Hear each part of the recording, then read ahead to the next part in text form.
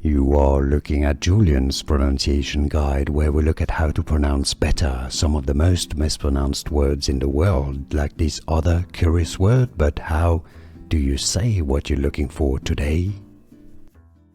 Let's learn once and for all how to pronounce this word once and for all correctly in English, British English and American English. This is generally pronounced as impetuosity.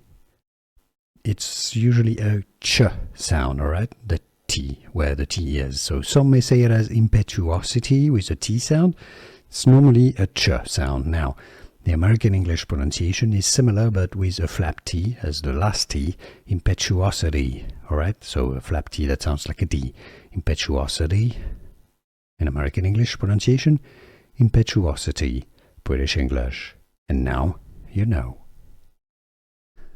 Here are more videos on how to pronounce more confusing words and names too many mispronounced. Like this video if you found it useful. I appreciate your support. I'll see you soon and thanks for watching.